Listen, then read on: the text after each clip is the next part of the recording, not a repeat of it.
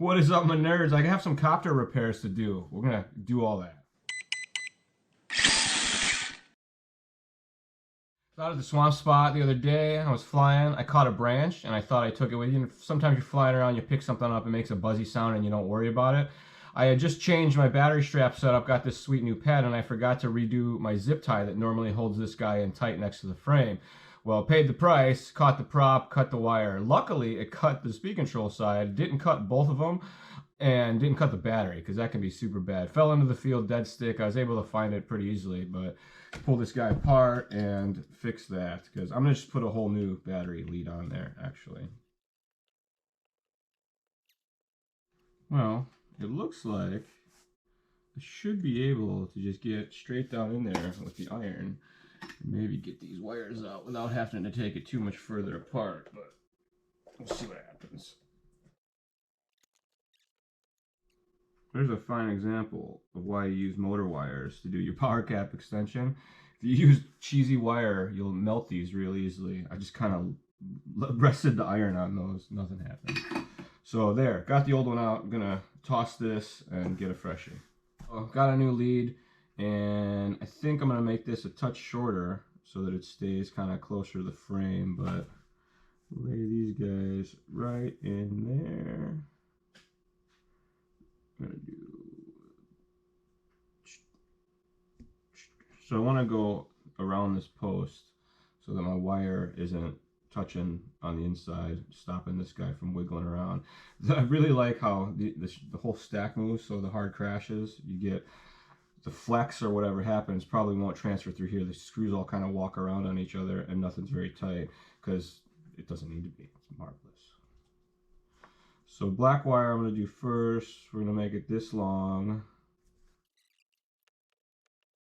Now remember, when you solder and do things, you always want to tin your wires. Use strippers so that you don't cut the strands. A lot of guys I see them using scissors or knives and they'll end up getting a bunch of little strands of wire. And then when I tin, I like to have the wire laying flat or down if I can. Definitely not like this, because then the solder will run into the wire. And you definitely don't want your wire full of solder. It's real bad. And then I like to do just a tag of solder on there and then roll the wire so that I get kind of uniform solder. Let's see if I can get this. Put your hand there. All the way around it. You can't see that at all. That's terrible. But anyway, there's a uniform thing of solder on there. You tag a little bit more. Oh, since we're soldering, it's a 800-ish degree iron most of the time. 40 to 60 watts if that's your jam, but 800 degrees Fahrenheit. And then I use, if I can find it, 60-40 lead tin solder, because that's the old school stuff that works good. Easy to work with. It's not the best conductor like the silver solder is, but it works fine. So I'm gonna get this guy positioned so I know how long he's gonna be when I tag him in.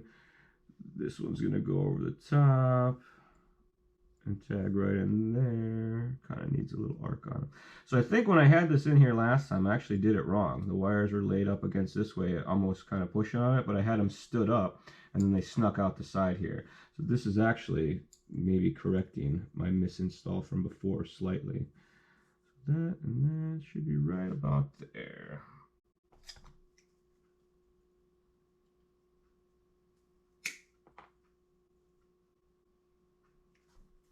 And then I always tend to strip my wires away from where I'm working so that if you do get any strands, you're not getting errant wires in your primary workspace.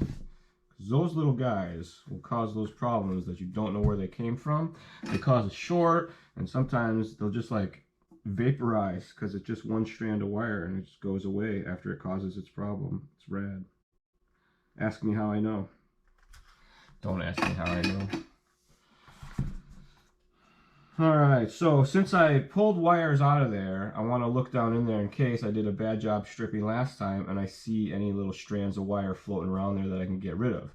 So this actually looks like there is one. No, it's just a little solder flake. And if there is, you can kind of pull them out of there, lay them back into the solder, or what the best thing to do, I like to do the old tap on it and then brush everything out so that whatever might be chilling in there is no longer chilling in there. Remotely mounting power caps is not ideal. In this build, because it's a freestyle rig, wasn't going to be pushed very hard, I remotely mounted my power cap.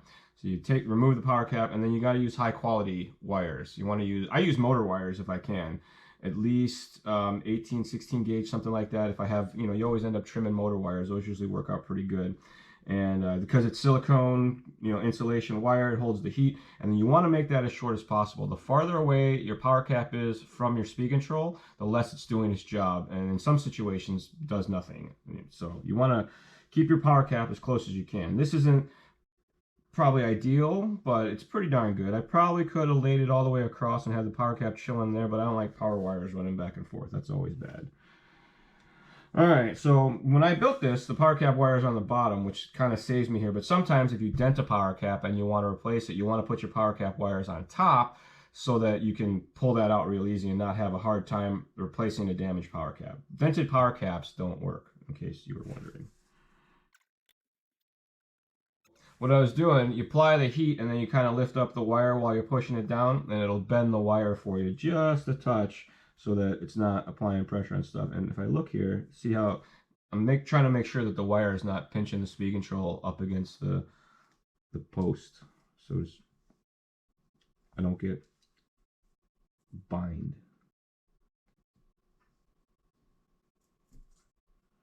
This is why I'm a big fan of silicone insulation, because you can just kind of jam your iron down where you need it to go, get stuff done. Alright, I think that looks like it's pretty low, but I feel like it's floating on that wire just a little bit. So I'm going to try to get that. There we go. But I got the wires replaced clean. The stack can still wiggle and the wires can still move. Like, that's the big deal, that you get that movement without these guys making contact. So this is 14 gauge wire that I had from a pigtail, and that's great because 6S, you want all that. And I got the wires all the way flat down in there again. So I think before I had it routed kind of incorrectly, or maybe I had it up and folded. So this is a little bit shorter wire, and I'll be able to zip tie this guy right to the top deck strap.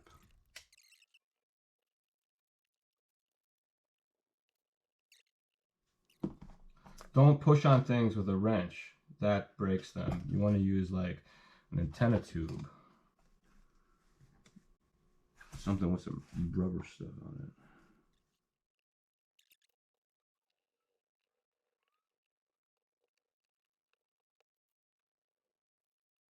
Also, this is a Project 399 Super G. I'm using the Hobbywing XRotor 30mm 60 amp 4-in-1 speed control with the matching flight control, as well as the DJI air unit that actually wires in with just 4 wires. We did a video on all that wiring a little while ago.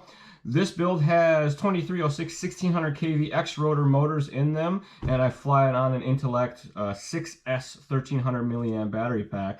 Normally flies with an HD camera on the front. It's a little seatbelt thing up here that holds all that, and the camera is the part that comes with the air unit, of course.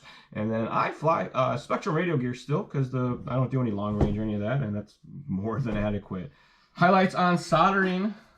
I like to use a nice big chisel tip most of the time. This is like a 3 or 4 millimeter jobby. Some people think I'm crazy, but it gets the job done. You run it, like I said before, about 800 degrees Fahrenheit, give or take. That's 60 or 40 watts. I use a 6040 rosin core lead tin solder if I can find it. Otherwise, if you use the high silver solder that like comes with electronics or is on all the international stuff, get yourself a little bit of liquid flux. It'll make your life a whole lot easier in undoing the wires.